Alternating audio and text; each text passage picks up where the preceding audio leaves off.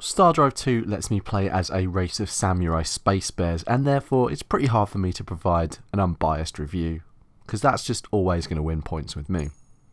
Fortunately, to head off any accusations of impartiality, Zero Sum's sci-fi strategy game has plenty going for it, apart from its galactic menagerie of playable races. From the off, we're in pretty familiar 4X territory here.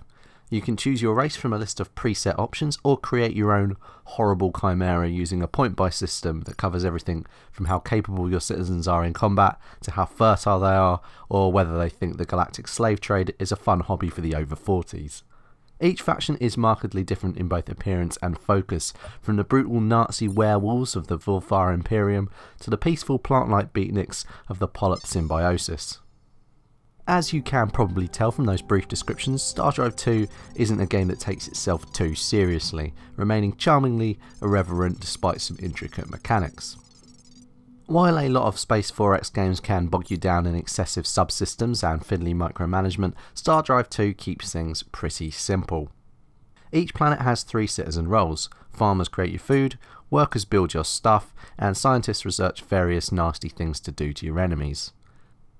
A hex grid shows the planet's available building space, where you can place specialist structures in order to customize each planet to your needs. You might use a series of asteroid belts as your starship construction base, for example, while a resource-rich ocean world can be used as the breadbasket for your empire.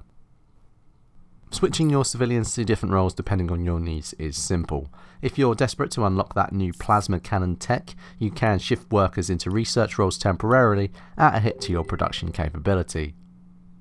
Research itself is a little bit more clustered than maybe it should be. The UI does a poor job of informing you of the direction your research will take you, so it's annoyingly hard to plan out a path for your tech acquisition. I'm also not a huge fan of the way your unique racial techs are researched at random. Sure, it's nice every now and then to have a surprising and impressive option pop up when you gamble at researching a racial tech, but in a game that punishes you hard for wasted effort, rolling the dice on potentially gaming something useful seems like a poor gamble. One feature I did really like is the freighter system. Built in the same way as your regular ships, upon construction freighters act as a kind of automatic resource. Any utility needs that your empire has, these freighters automatically carry out. They'll ship food to non-agricultural worlds, carry ground troops into battle, and trade goods with the space neighbours. It's a great system that takes a lot of the frustration out of managing your empire. Even when you're controlling a zone that stretches from one side of the galaxy to the other, you never really feel that the game's forcing you to juggle a billion different plates. It's the opposition AI that will cause you trouble, and not the basics of the game itself. If you're the kind of person who spends hours constructing the perfect battle fleet, you'll find lots to like in StarDrive 2's robust shipyard. Here you can build your naval empire, and there are thousands of possible combinations with specialised versions of all the main weapon types.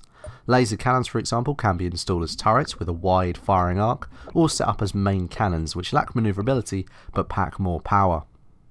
There's a lot of tactical variety here. For example, you could set your battleships up as long-range broadside specialists, or as speedy cruisers that close with devastating EMP blasts.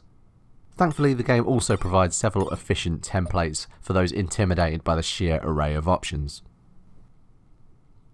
Space combat takes a leaf out of the RTS book, ditching turn-based play in favour of a real-time system where the player can mess around with facing, engagement rules and movement. You can choose to let the computer control your ships if you wish, but for those who like to protect their precious creations, you'll find some simple tactical options.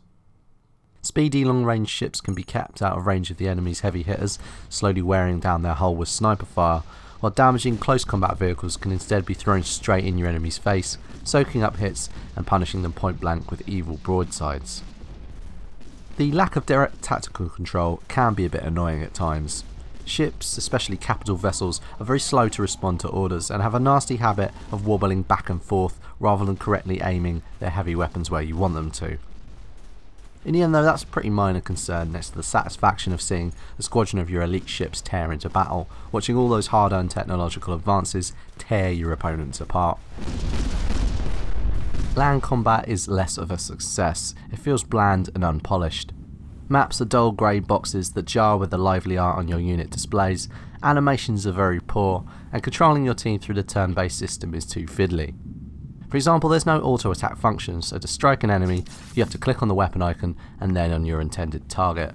There's lots of little annoyances like this that aren't deal breakers on their own, but add up to an unfinished feel. Whereas I'm excited to send my fleets into battle, I groan when a random encounter asks me to fight a land battle. Luckily you can usually afford to skip it. Only random side missions typically force you to send a strike team in, and even if you have to oversee things personally, encounters are typically over pretty quickly. Another issue people will probably run into is that the faction AI tends towards the ruthless. Peaceful AI species struggle to survive very long, while those with military bonuses soon expand to an intimidating size. I got completely swamped on normal and hard difficulty until I lucked into the perfect starting spot, and ultimately I had a lot more fun switching down to easy mode, which still isn't that easy. I did also notice several bugs in my time with the game, including a couple of repeated crashes to desktop. There aren't any deal-breaking errors, especially because the autosave system is generally pretty solid, but StarDrive 2 undoubtedly lacks a little bit of polish. Despite the rough edges though, I had a lot of fun with the game. It's got a lot of character, it does a good job of streamlining your empire management, and aside from a few visual quirks, it has a neat, attractive yet simple visual style that's very appealing. Sure, the AI can be a little overzealous, and maybe the land battles should have been reconsidered, but those issues weren't enough to stop me from enjoying my time with StarDrive 2. If you're looking for a fun, clever little strategy game, you could do a lot worse than pick this up. StarDrive 2 gets a very worthy 7.5 out of 10.